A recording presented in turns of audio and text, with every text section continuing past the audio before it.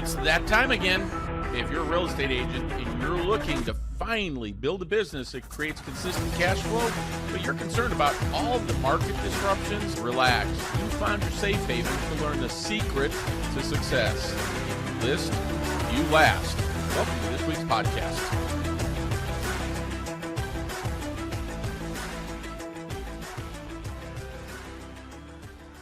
Hey, welcome everybody. Bob Mangold, the listing coach here with the If You List, You Last podcast. Listen, thanks so much for listening, downloading, and sharing this podcast. I can't believe how fast we're growing, and I'm really excited about it. So today we're going to talk about how do you pivot to become a listings-only business, right? So there are 4 pillars that I talk about in the If You List, You Last book. And it's the roadmap on how to build that listing and referral-focused business. Remember, referrals are a big part of the business. So buckle up. We've got a lot to cover today. As always, if you want to share your thoughts on any of the discussions I have on the podcast, jump on over to the Facebook group and join the Real Estate Asset Advisors group where you can share your thoughts, whether they're good or bad. I want all feedback. Systems tab up in the menu, and you can go and watch who's selling in 2024. And that's where we talked about who is it that's going to be selling in the next year. The number one answer, folks, is senior citizens. In 2022, they represented 65% of every listing in the country. So there's a huge market from there. We have a bunch of strategies built around that and a bunch of referral partners built around that. The other thing, I always hear that people won't sell their house because they're getting divorced. Or I'm sorry, they won't sell their house because their interest rate is %. What about when people get divorced? Do they really care what the interest rate is on their house? They don't. They just want to get out of that. Now, one of the spouses usually looks to see, can they refinance that loan? And in many cases, they can't. So just know these statistics. Of people who get divorced who own a home, 19.1% of them will sell their home in the first year. Another 48.4% will sell in the next year, so 2 years. That means 67.5% of all people that own a home are going to sell it within 2 years. So start thinking about how can you get into that divorce market. Do you have relationships with divorce attorneys? Do you have relationships with probate attorneys? Probate attorneys, one of my agents in Northwest Indiana got 16 listings this year from just one probate attorney. What if he had 2, 3, 4 of them? That's a business in and of itself. So when we talk about talking to 10 people a day, we have to determine where we're going to find them to be able to talk to them. So I can talk to both sellers or potential sellers, but I can also talk to referral partners. Does that make sense?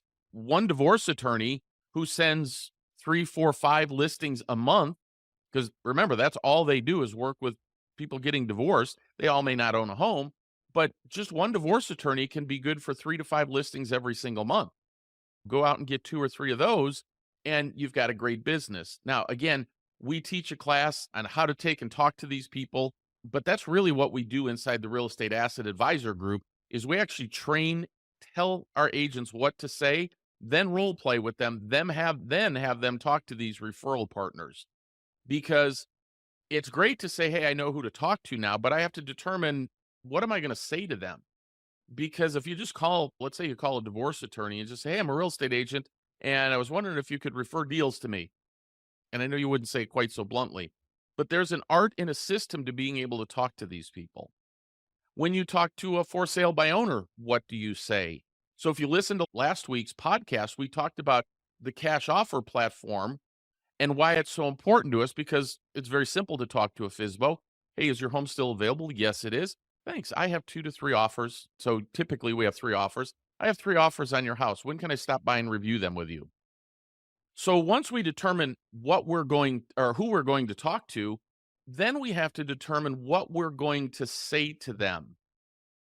And then each one of those will have a different conversation, right? So for sale by owner is going to be different than talking to a canceled or an expired. Or it's going to be different than talking to a divorce attorney, a probate attorney, an estate planning attorney for the seniors. You have to determine what you're going to say to them. And then the other thing I would highly recommend, folks, once you determine what you're going to say, you need to practice it. Because I will tell you this, and I think this is way overlooked in the real estate space, is it's important to know what you're going to say, but it's even more important to know how you're going to say it. So when you call up and you talk to somebody and you sound like a slick real estate salesperson, that totally alienates them. And so when you hear me actually role play, or in some of the classes, the business briefings that I teach, I'll role play those the way that I actually talk to them. So if I have a senior citizens, for example, I would call them up, but I don't talk to them the way you might think. It would be like, "Hi, is this Jerry, the owner of the property at 123 Main Street?" Yes, it is. It was like, "Jerry, I was looking through the tax records in the neighborhood and I came across yours, and I have no idea if I don't even know if it's appropriate for us to talk. But I was just reaching out to see if you've ever considered selling your home. Because if you have, I actually have a group that's looking to buy in your neighborhood. And listen, they could buy your house and even rent it back to you until you found another one. And I just wanted to call and see if it would be even appropriate for us to even have a conversation." Notice I didn't sound like a slick salesperson, right? I talked about their tax records. It gets their attention. So you have to role play not only what you're going to say, but how you're going to talk. So again, if we were to talk to an expired listing, it expired, let's say in the last day or two. We don't just call them up and, "Hi, I noticed this is Bob with eXp Realty, and I noticed your home didn't sell." That's what everybody else says. It just, "Hey, is this Jerry? Hey, Jerry, my name is Bob, and I'm a local agent, and I'm willing to bet I'm probably the 100th phone call you've gotten in the last couple days. Am I right?" And they always go something along the lines of, "Hell yeah."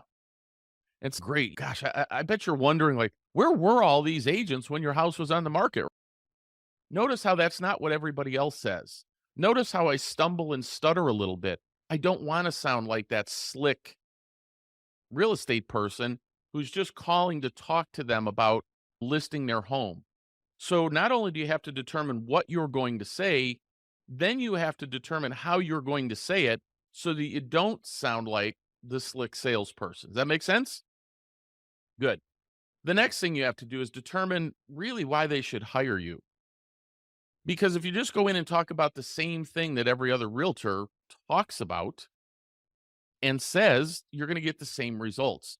All too often, I see agents go in and they have these 30, 40-page PowerPoint presentations and they walk people through all these things. And at the end of the day, folks, there's only three questions you have to answer for a potential seller. And that's, how are you going to get me the highest price? How are you going to do it fast? And I don't want a lot of hassles and headaches. What are you going to do? Now, I have something that I call value to results quadrant. And it's basically the more value that you offer, the more results you get. So when it comes to listing the property, what value are you bringing to them other than putting it into MLS and putting a sign in the yard? And if you can't answer that, then you're going to have a problem listing properties. And if you go in and just take this PowerPoint presentation and spill it all over them and tell them how wonderful you are and how long your company's been in business, you're going to be in trouble. You're not going to get a lot of those listings. So at the end of the day, you've got to figure out, hey, I know who I'm talking to now. I know what I'm going to say to them, but I have to figure out my value quadrant, my value to results. What value am I bringing to them? That's why our agents use Home Boss, right? Because it allows us to take and sell a house in 14 days or less. We get the highest market value guaranteed. So we maximize the amount of equity that they walk away from at the closing table. And on top of that, they only pay a 3% marketing fee to us. And so our value to results quadrant is very powerful. And so if you want to learn a little bit more about Home Boss, you can listen to episode 2 of the podcast, or you can go to realestateassetadvisors.org and you can click on the systems tab and watch the Home Boss replay of exactly what that is. Because you're going to have to go into people's houses and figure out what value you're bringing. Because folks, real estate agents are a dime a dozen. Remember, they can sell it on their own. If you're talking to a FSBO, you figured that one out, right? They can hire a traditional agent. That would be most of the agents in your market. They can hire mega teams, and every market has those, right? They're on the radio, TV, billboards. They can hire them. And well, folks, when those mega agents go into a listing presentation, they have a pretty high value to results quadrant. And it's not so much that they deliver massive results, massive value, but they have a lot of results to share. I sell 400 homes a year. How do you compete with that? How do you answer that? So they may not be real high on the value quadrant, but they are on the results quadrant. And then obviously they can hire a discounter, a Redfin or anybody like that. And again, go to Google and punch in discount real estate agents in your city. You'll be shocked how many agents there are. And so you've got to determine why they're going to hire you. And I'm going to promise you, don't go in with this slick presentation talking about you and your company. Find out what they want and then help them get it. And then here's the other thing that I will tell you. Another mistake I see agents make all the time. You go into a listing appointment and you're desperate. You need a listing, you need something to do, you need money to come in. So you start talking to them and they say, my house, you know what, I won't sell for a penny less than 500. And you're looking at comps that say it's 450. Then you get to the house and it really doesn't show very well. But you need the listing, you need a commission. And what happens is they can sense who's in control. And one of the things that I will tell you is you have to detach yourself from the results, because just as it's okay for a seller to say no to listing with you, it's okay for you to say no to taking that listing. And so one of the things that I always talk about in a discussion is I always just say, you know what, Mr. and Mrs. Seller, I may or may not be the right agent to help you sell the house. But what I do is I have no interest in simply listing the property. My only interest is in selling the property. So if you could help me out and tell me what's important to you and how quickly you're looking to sell the property, and let's see if we can work together to get that accomplished for you, because it makes no sense for me to only worry about listing the property. And if you feel I'm the right agent for you, awesome. If you don't think I'm the right agent for you, that's going to be awesome too. I'm okay either way, because I have to make the same determination. Do I actually think I can sell this house for you? Because you want it sold and I don't get paid until I get it sold. So to list it doesn't help either one of us. Does that make sense? And what happens is you gave them the okay, you gave them the out to say no to you. But you also took back control, saying, hey, I have to determine if this is a property that I want to take, because I'm not here to list it, I'm here to sell it. And what happens is when you do that, you take their power away from saying no. Oh, I'll do it if you could sell it for 500. I had another agent in here, they said they could sell it 500, no problem, and they take the listing at 5%. My answer, because of the home boss system, is, oh, let's just get this commission thing out of the way. It's usually the elephant in the room. Is 5% what you were looking to pay in fees? And they go, yeah, I've got another agent who'll do it. It's awesome. Why don't we get that out of the way right now? My fee is 3%. What do they say now? How does that work? Are you paying another agent? No, the way that I structure our transactions when I list a property, if another agent brings, the buyer pays them. Now, I have a process that I can go through to make it easy for the buyer to do that, so they don't write them a check. But we're going to make sure that their buyer's agent fee does not come out of your equity. And so your max fees that you're paying to me is 3%. Make sense? What do they say from there, folks? You just took all the power away, right? You told them, hey, I'm not here to list your property. I'm here to sell it. And I'm not playing the negotiation game on commission. My fee is 3%. But that's where the power of the home boss process comes in, because it gives us huge value and it gets amazing results.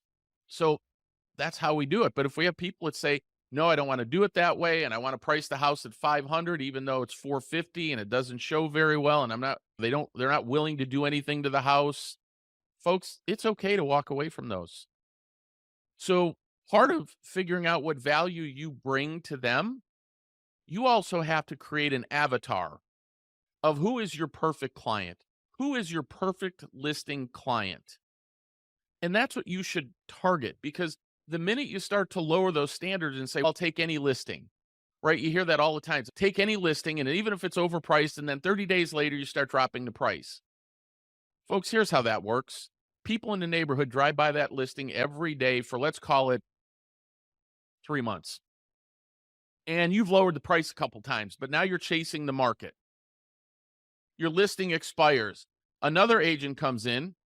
Now they understand that they should have listed it at the other price, at the price you recommended, the 450. So a new agent comes in and listed it at 450, and a week later they see under contract on the sign.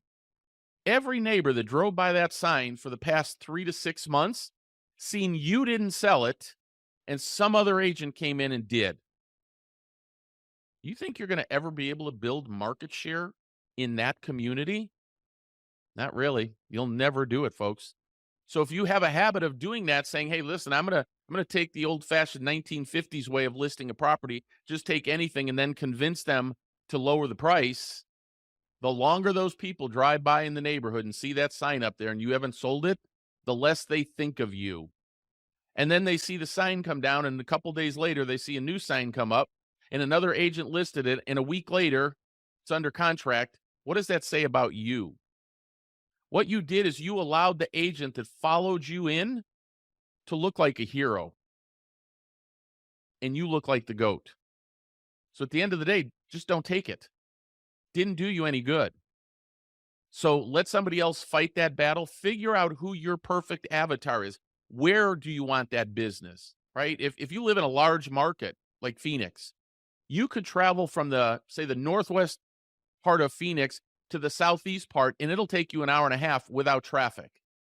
If you live in the northwest part of Phoenix, do you want to be traveling to the southeast part?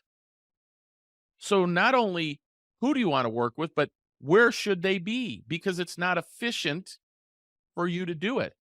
Now, if you're taking a listing and you get skilled at doing a listing on Zoom, like we teach our agents, our certified real estate asset advisors, where they do their listings on Zoom, it doesn't matter where you live.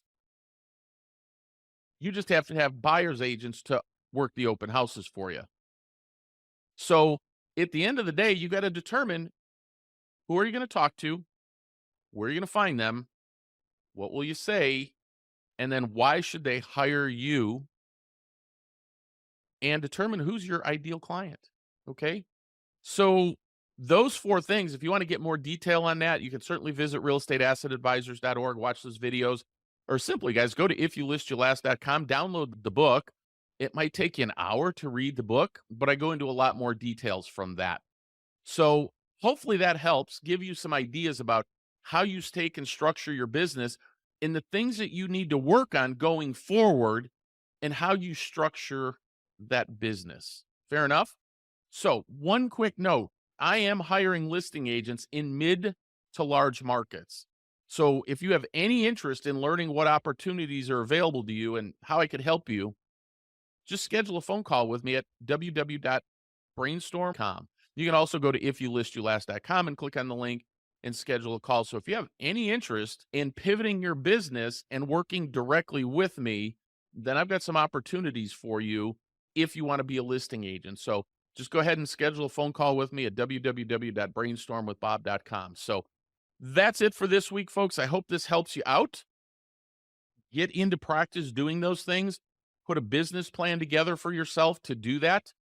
Watch the Who'll Be Selling in 2024. I talk real quickly about doing a zip code analysis so that you can determine where are the best markets to work, right? It's great to say I'm going to talk to sellers, but don't you want to talk to sellers that are in markets where homes are turning, both that people are putting them on the market and then people are buying them? If you target an area and they sell 10 homes a year, is that going to get you the volume of business that you want? So there's a lot more to this than everybody thinks. So download the book. I showed us a sample of the zip code analysis. You could create your own in there. You could just follow that guideline. It's easy enough to do. But we just have to start thinking about our business and getting strategic and tactical on what we're wanting to do. Have an amazing week, and we'll talk to you on the next podcast.